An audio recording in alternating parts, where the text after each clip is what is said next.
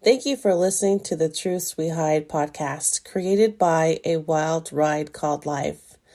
To find out more about our mission, visit www.awildridecalledlife.com. I'm really honored to have you on here. For everybody else, I've been following Gems for a while, and she's such a beautiful person, and she's doing such amazing work. And I'm absolutely honored to have her on here today. So, Gems, why don't you tell our listeners a Well, little bit thank you for about that yourself? lovely introduction.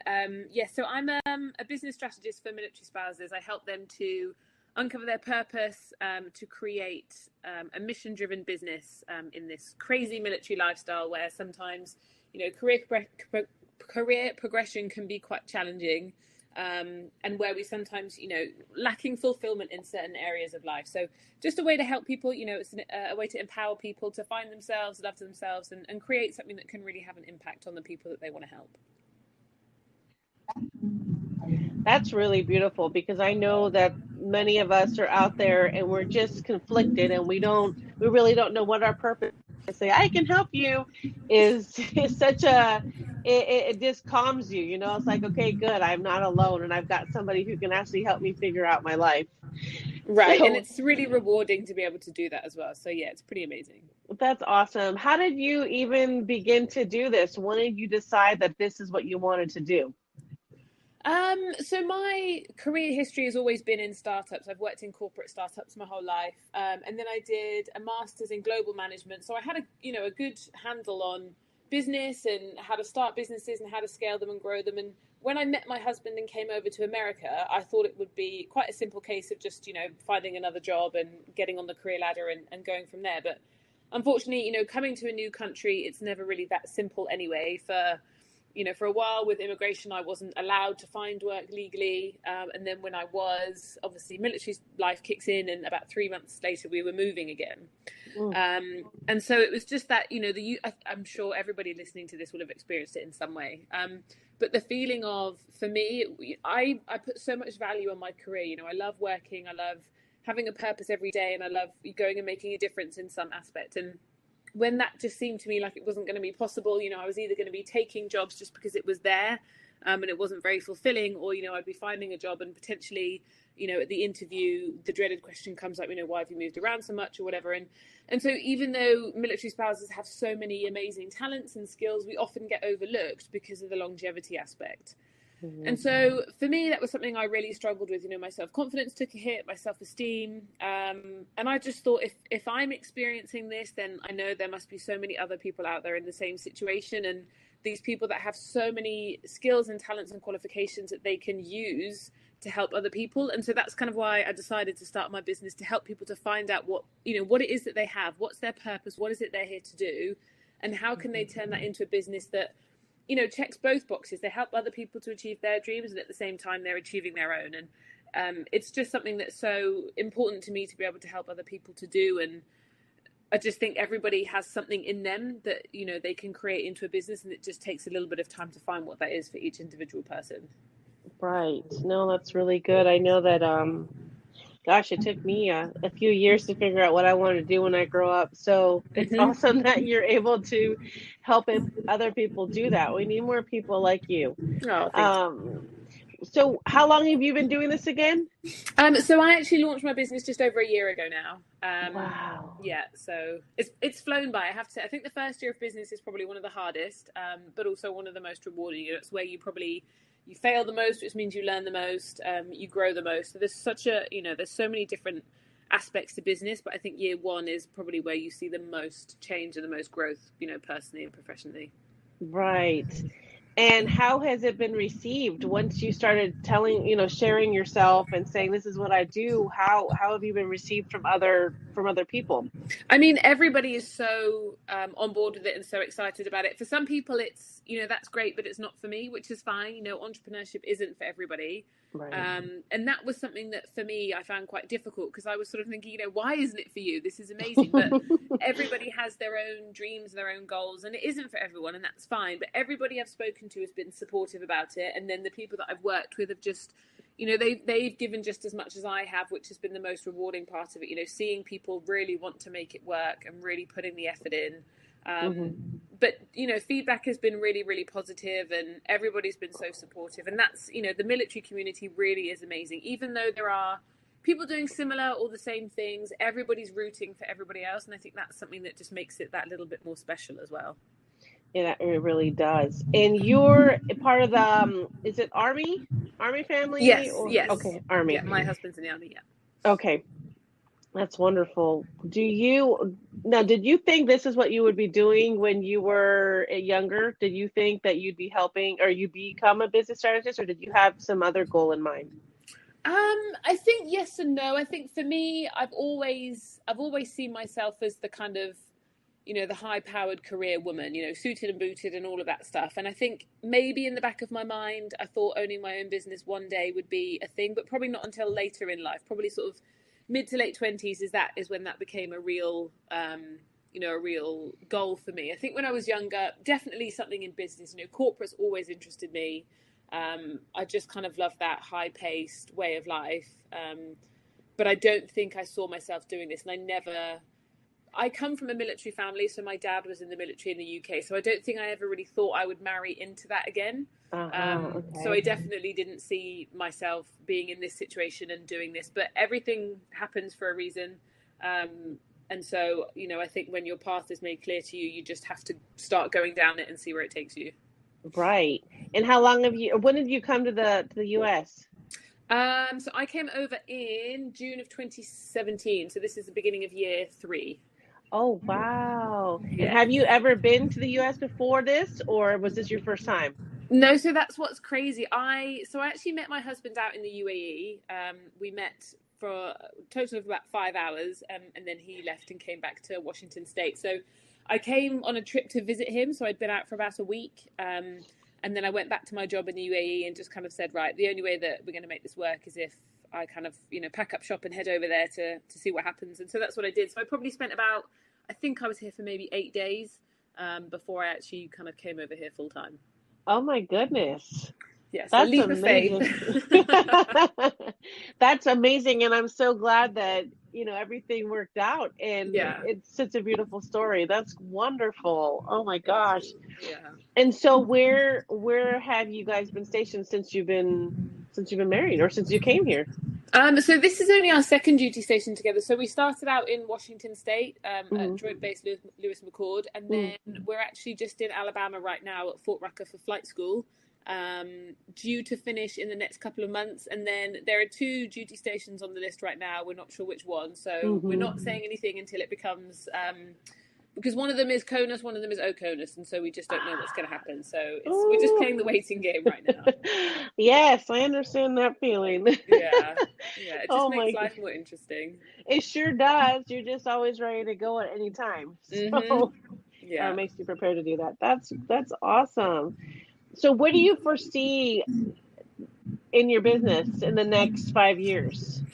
For me, it's just about reaching and helping as many people as I can. For me, it's not about the money. Like, yes, I'm a for-profit, so I do make money in my business, but that's not the sole goal. The goal for me is to reach, empower, to inspire, and change the lives of as many military spouses as possible. To show them that opening a business, whilst it's scary, can be really rewarding. It can be life-changing, and it can be something that makes the biggest difference in your life that you didn't even know was possible. And so it's really just about growth. It's about expanding from where I am to maybe reaching more people, to speaking at more events, I'd love to go global, because obviously military spouse unemployment isn't just an issue in America, it's huge everywhere.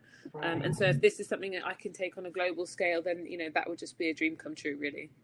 It really would. That's amazing. You have to let me know how I can help you do that, because I love wanting to just be all over to help more people and not just in one spot, because you're right. It's everywhere, in all branches, all families. So you said you grew up in a military family. Did you just stay in one spot in the UK, or how does it work with with that type of military? So it's very similar. We were moving every 2 to 3 years. So I think when I was about 8, I actually went to boarding school. So at least my school and my friendship groups kind of stayed the same. But every couple of holidays, I would go home to a different house in a different part of the world. So I was actually born in Germany, and then we moved to Cyprus, and then we moved to the UK, and then when we were in the UK, I think I moved about 10 to 15 different times, just literally every corner of the UK we lived in. So it's very similar to here. Obviously, with the UK being smaller, the impact isn't felt as much when you move away from family, because it's a 3-hour drive rather than a 3-day drive sometimes when you move places. But there's that feeling of being uprooted constantly. I know how difficult it is for kids. And then, my mum, she didn't really work until we were slightly older. And then even then she was working as a part-time medical receptionist, which was great because she was getting out and working, but she had a marketing degree, and she had big plans before she got married. And then obviously that changed when she joined the military. So the narrative hasn't changed in the last, 30 odd years. I just think there's more opportunity and there's more awareness of it now as well. So there's more ways that we can help people. Right. Now I'm curious, so why didn't you want to join the military, since that's how you grew up? It's a good question. Honestly, I really don't like being told what to do, which it's a stubbornness. But I just think the amount that they sacrifice in terms of their own wants and desires outside of the army. The army isn't a job, it's a lifestyle. And for me, just being told how to do every single aspect of my life, I don't think I would have handled it very well. And I like to lead, and I like to be in charge. And I know eventually that comes as people move up the ranks, but for some reason, I don't take direction and orders from people particularly well. So yeah, I didn't think it would be so good. That's funny that you say that, because over the years I've always been stubborn, but I think I've gotten more stubborn, and it's just amazing that I lasted this long. And even more reason why I just do what I want now, because I don't think I could be in an atmosphere where I'm being told when I can leave and when I have to come in. I've been told that for too long, so now I'm like, no, I don't want to do my own thing.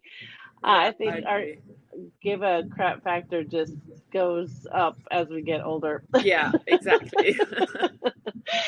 So how long has your husband been in the military?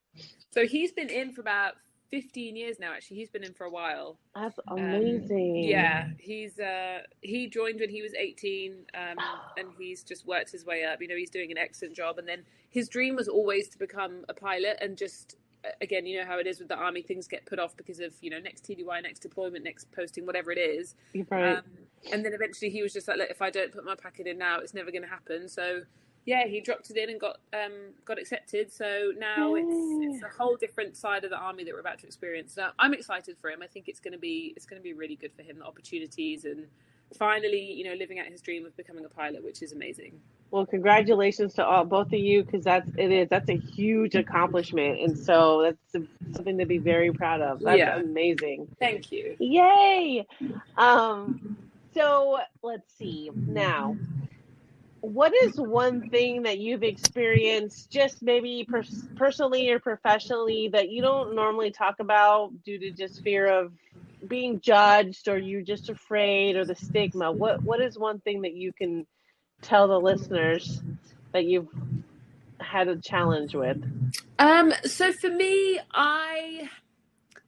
with starting, especially last year, starting my business and moving to a new place, I very quickly isolated myself from the community here, just because I was so focused on getting my business up and running that making friends, unfortunately, wasn't as big as a priority as it should have been. I thought, I'm going to be fine. I can do it by myself. I've got my business. Right. Everything's going to be fine. And then it came to certain events, throughout flight school, where they graduate from different, things. And I would sort of turn up and support Sean, and then everyone else is there with their group of friends. And I'm like, I feel like I've done this to myself and I've missed out on something. So probably about 6 months ago, I started making a concerted effort to be like, right, regardless of what's going on with work, I need to make a point of making friends somehow, whatever that is. And I'm also quite good at being on my own. I can be a bit of a loner sometimes, and I like to just be in my own space and do my own thing.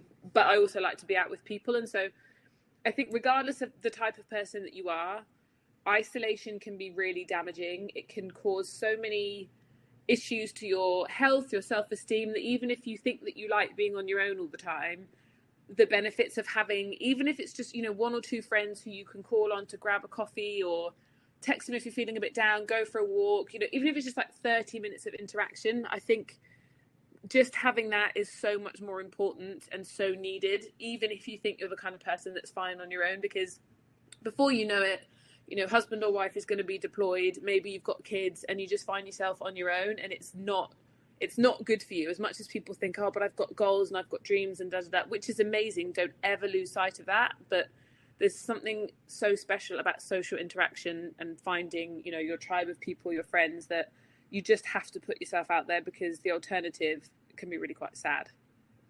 You're so right. I'm so glad. Well, thank you for sharing that, because I even do that, or I did that even after I retired.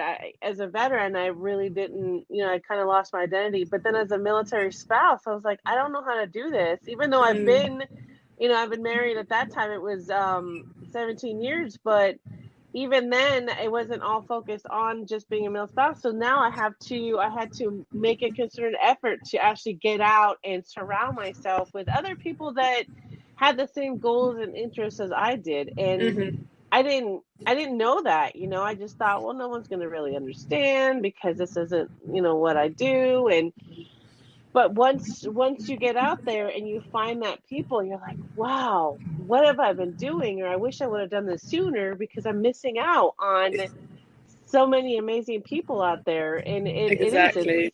it's amazing to have people come into your life when you least expect it. Mm-hmm. It's almost Mm-hmm. like you've known them forever, or God just he put them right there at the right time, and you just needed to open up your eyes to see it. And I think that's it. If you don't give yourself the opportunity to experience those things, then you're going to miss out on so much more than if you do go to something and you have a bit of a rubbish time, but you haven't really lost anything other than time, really. Whereas if you don't go and do these things, like you say, God could be throwing people in your path all the time, but you're just too blinkered to even see it. So you've got to just allow yourself to experience the potential for those opportunities. You're so right. And even as you coming to the States for, well, maybe like the second time when you took the leap of faith, what advice would you give people then? Because I know that's a scary thing. You really did. You're like, all right, I'm gonna try it. And I'm so glad that it worked out. But for other people, what do you tell them? If you feel it in your heart, just do it. Or what advice would you give? Yeah, I mean, I think, and this is just me, I've always been kind of just like, you know what, let's just see if it works out, because if it doesn't, what's the worst that could happen? And, Hmm.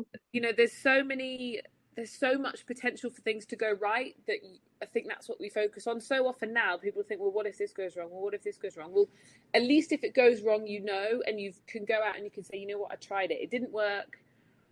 Failing isn't a bad thing, and this is something that people really need to understand. The word failure has such a negative connotation, but actually all that failing means is that you've gone out and tried to do something, and the first time you did it, it didn't go according to the plan that you thought was going to happen. But it doesn't mean there's anything wrong. It doesn't mean you've done anything wrong. It means that you've tried to do something, you've learned something new, and so the next time you can just put in what you've learned and then go from there. And I know, like, upping ship and coming to the other side of the world, could be a bit extreme for some people. But again, you're moving to America.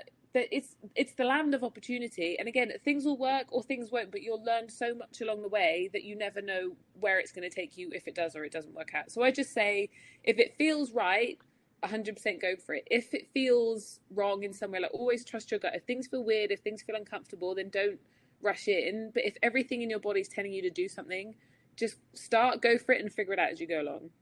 You're right. That's awesome. I know the word failure always scared me because I didn't want to fail, but I think with every failure, there's also a win. And so Absolutely. I love that. And I've learned that recently. You know what? I don't care. I don't care who sees me fail. I won't, I'll admit it. I failed. I messed up. I don't know what I'm doing. But it's more, I think you can breathe easier because you're not trying to hide it and you're not trying to be perfect, because no one's perfect. You just got to keep trying. Just get up and do it again. If Exactly. it means more if that's really what's in your heart. If that, whatever you want to do, sets your soul on fire, go for it. If that's your passion, do it, because life is too short, and you got to take chances on things that Right, and I feel think right to that's it. you. It's the feeling part that's a big part of it. If you're desperate to do something, but part of you saying like, oh, I think I might fail, you've got to ignore that, and you've just got to go on and get on with it. But if you think, oh, I think I might need to do something, but actually, if I do it, it's going to have an impact on my marriage, or it's actually going to be bad for you need to listen to kind of the sense in your mind. But if it's sense, listen to it. If it's just fear, honestly, just tell it to do one and get on with it anyway. Right. You're so right. And I think it's also helpful when you have your tribe that's there to support you and that has your back when you decide to Yeah, try something exactly. new. Got to Just find got your to keep people. going. That's You do. I think that's so important. So how is it now in Alabama? Did you find your tribe there? Do you feel like, this is a good place Yeah, to well, now be, it's the or perfect place to be, and unfortunately, we're going to be leaving here in about 4 months. Which it's the lifestyle, isn't it? It's the you get somewhere and you don't want to meet anyone, and then you start to meet people, and then you meet this amazing group of friends, and then 5 or 6 months later, you have to leave them. So, but it's worth it. I think is it Winnie the Pooh that said, "How lucky are we to have something that we miss?" So I think making yes. friends who you then get to miss when you leave them, I think even though it's sad, is actually quite special. So I have a really great group of people who are just it's a girl gang that just lifts each other up, and it's just for each other. There's no negativity. It's all just about wanting the best for people, supporting them when they're down, bringing them up. And I think that does exist everywhere. Sometimes it's just a little harder to find than others. Right. No, you're right. I do. It is a sad thing. I had to teach my kids that every time we had to move somewhere, they would be sad. They didn't want to leave and they would cry. And I would say, you know what? I'm sad too, but now you have friends all over. And I think it's amazing the military family that is created with this experience, because you have Mm-hmm. friends everywhere and forever, and you can just pick up the phone and call them and they'll be there. And it's just, I think it's a special relationship that you have within this lifestyle. Right. Yeah, I totally agree. Oh, I love that. Oh gosh. Well, I really thank you for being on here. I thank you for sharing your story, and I thank you for doing what you do, because I know that you're making a huge impact, and I can't wait for you to go global and to be on stage and to continue to share your story. So thank you so much. Well, thank you for having me, Annette. I think what you're doing is incredible as well, and thank you for giving me the opportunity to come in and talk about it. And it's been really great chatting with you. So thank you for having me. Thank you so much. I will talk to you soon. I will see you on stage. Look forward to it. Thank you. All right. Bye bye. Bye.